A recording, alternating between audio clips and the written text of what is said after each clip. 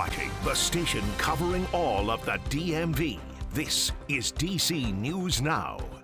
And thank you for joining us for DC News Now at 4. I'm Mark Hall. And good afternoon. I'm Annalisa Gale. All right, let's take a look outside on this day, this Thursday. It's dry through tomorrow, but we're expecting more wet weather by the weekend here. Well, let's get over to meteorologist Damon Matson with the first look at our forecast. And Damon, for a lot of folks, they're just enjoying the time away from the snow and the sleet and freezing rain. All of it, right? I mean, come on. We at least got a break from that before we, do turn our attention to some more unsettled weather by this weekend. Now, I have to say this. Unfortunately, there is one little hiccup that we are dealing with out there here this afternoon into the evening. The wind. It's been a bit of a problem, and the wind advisory that was put into effect for Garrett County, well, it got expanded across the rest of the DMV just about 20 minutes ago. It only goes until 7 p.m. After sunset, most of these winds will die down, but the DC Metro, parts of Northern Virginia up into north central Maryland is seeing these very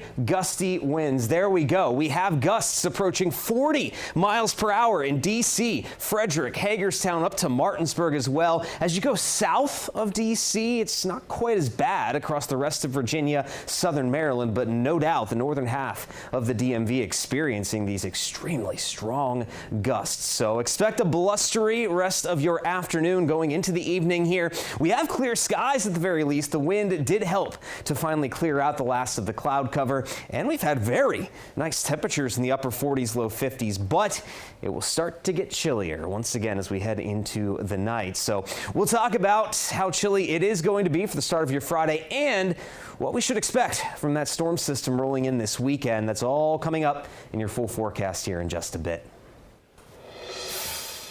All right, Damon, thank you. In Prince George's County, a crash involving a Metro bus shut down a portion of Route 210 in Oxon Hill. That area is back open this afternoon, and police say that it happened around 1:30 p.m. in the northbound lane between Audrey Lane and Southern Avenue. You're looking at the aftermath now, and details still limited, but we're told no major injuries were reported. And this just in, also in Prince George's County, they're bringing back rules for kids who hang out at National Harbor without their parents. Police say they will be enforcing a youth curfew like the one from last year. It goes into effect tomorrow. It will only be enforced on Fridays and Saturdays from 5 p.m. until 5 a.m. Kids younger than 18 must be accompanied by a parent or guardian older than 21. Exceptions include if they're right outside their homes or next door and the neighbor approves. There is also an exception if a child is returning home from a school or religious activity or a job. Parents or businesses who do not abide by that youth curfew can now face a fine of up to $250. Also developing now, you're taking a live look outside at the Kennedy Center, where there's a major shakeup in leadership following President Donald Trump's addition as chairman of the Kennedy Center board. DC News Now's Mariel Carbone is live at the Kennedy Center for us. And Mariel, what has the reaction been like? Well, Mark, this is really certainly a shift in the dynamic here. Presidents, they've always had the ability to appoint board members, and they do that, but typically it remains bipartisan. That's not so much the case right now. I spoke to someone who works at the Kennedy Center, didn't want to go on camera, but they tell me there's a sense of fear about what's happening.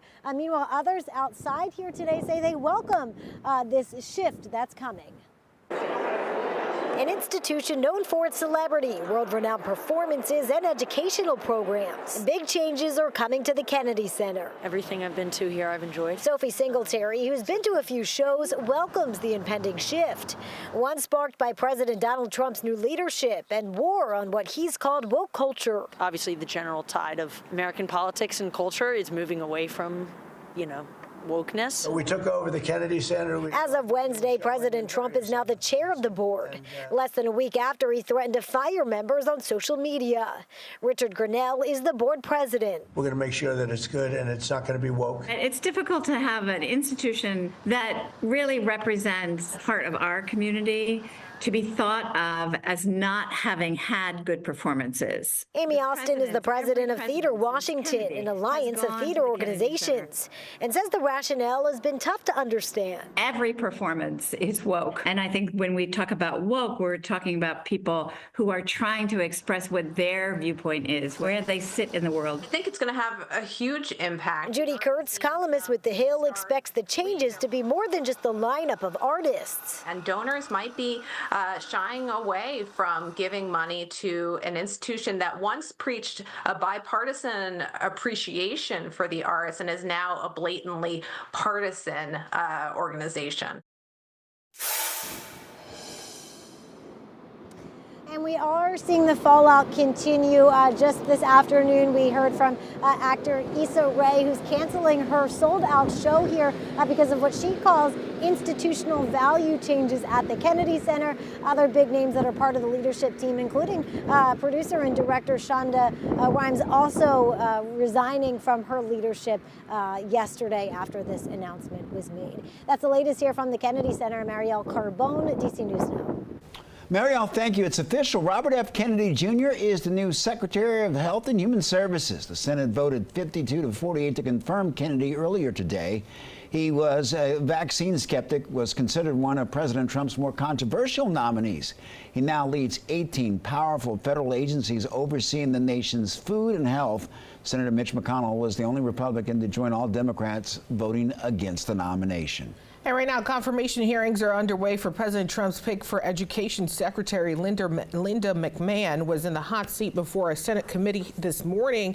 Her nomination was heavily protested by education advocates who fear she'll help President Trump dismantle the Department of Education and also remove the resources from public schools. At a White House conference last week, Trump said he wanted her to, quote, put herself out of a job. McMahon previously served under President Trump during his first term when she led the Small Business Administration. Right now, tens of thousands of federal workers are planning their next move after taking the Trump administration's buyout offer. That program closed last night after a judge ruled that it could move forward. Randy Bass is at the Department of Education with the latest. The Department of Education and the Small Business Administration are among the government agencies that saw probationary employees fired overnight. The president of the union representing the Department of Ed's employees, AFGE Local 252, reacting to that move today. In this administration, we have been iced out. We have been forced not to work. We've been placed on paid administrative leave. And as of last night, my colleagues have been terminated with no reason. Those firings happening right after the Trump administration closed the buyout program, with roughly 77,000 feds reportedly taking the offer. It's part of the Department of Government Efficiency, or DOGE's plan to shrink the size of the federal government. GOP strategists are on board with it. Now this administration is getting tough on spending, and it's going to have some turbulence along the way, but it's a discussion that's long overdue and one that we really need to have if we want to be an economic leader in the years ahead. And dismantling the Department of Ed could come with impacts to local schools. Donna Christie, the president of the Prince George's County Educators Association, has concerns. I think it'll have a huge impact on especially our Title I schools. We get a lot of funding through Title I that helps keep class sizes manageable. It's just a very scary time. All right, well, there were more protests in D.C. today against DOGE and President Trump. A rally took place outside the Department of Veterans Affairs this time around. Several Congress members were there. They spoke out against the cuts the Trump administration is making that affect agencies like the VA.